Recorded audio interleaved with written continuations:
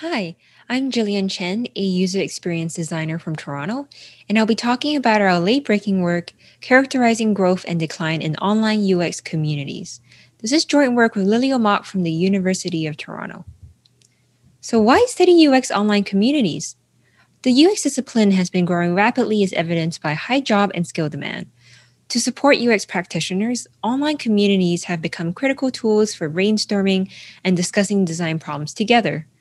However, while there's a rich body of HCI work on granular UX practices like education and knowledge building, we found little large scale longitudinal research on the health of these communities. So, in this work, we decide to conduct an exploratory quantitative study of the health of online UX communities. We guide this with two research questions. Firstly, we ask ourselves what the comparative differences are between the longevity of online UX platforms. Our second question extends this by considering the UX concepts being discussed in these communities and whether they are related to community growth. So we focused on Stack Exchange and Reddit, two of the largest discussion-based platforms. We considered the complete posting histories between 2012 and 2019. To address our first RQ, we look at the aggregate activity through posts and measure community responsiveness through replies.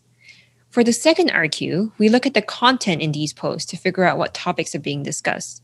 So here we use standard language processing techniques to identify discussions of UX concepts, such as interface elements, which are identified through keywords like button, tooltip, or icon. So what do we find? For RQ1, we looked at how often people post per year. We find that not all UX communities grow at the same rate. In fact, while our user experience has grown steadily, the UX Stack Exchange has contracted significantly since its peak in 2014. We also measured other baselines, like the broader Stack Overflow, as well as UX questions on Reddit, and neither of these show the same decline as UX Stack Exchange. So one might think that this shrinkage could be because Stack Exchange wasn't responsive enough. So to look at this, we considered two measures: the fraction of unanswered posts shown here on the left, and the time taken for eventual replies on the right. Surprisingly, the UX Stack Exchange left fewer posts unanswered and was also faster to respond. There was a bump of slower response times, but this was way after decline started in 2014. So despite our opposing intuitions, community longevity doesn't seem to be mainly driven by responsiveness on UX Stack Exchange. So far, we've looked at how much people post. So now we consider what they post. Consistent with previous work, we find the top concepts on both platforms to be mainly lower level concepts like interface elements. In fact, the most popular concepts are very similar. This suggests that users have enough support to discuss popular, concrete design ideas in either community. Interestingly, we do notice that there is a bump in the most popular concepts between 2014 and 2015 on Stack Exchange. So to investigate this further, we measure the Gini coefficient over the mentions received by the concepts.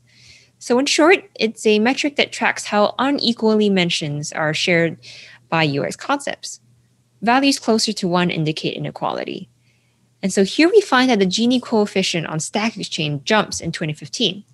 In fact, the 5 least popular concepts on the platform dropped from 5 to 3%, while they stayed the same on Reddit.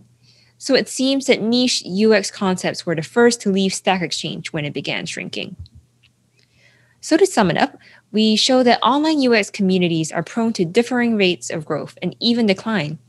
This decline is unlikely driven by community responsiveness. Furthermore, we find that rare concepts become even rarer when the UX Stack Exchange shrank. So supporting discussions of these concepts is really important because firstly, they receive even less attention. And secondly, they might help people stay on the platform before it declines. Thus, from our results, more work is needed to determine whether the diversity of topics can improve community health. Our work does have several limitations, so it's entirely correlational, so more work is needed to understand what causes communities to be long-lasting. Our study also doesn't account for factors like social norms and emotions, so we do plan on addressing these in our next steps using different analytical methods. And thank you so much for listening.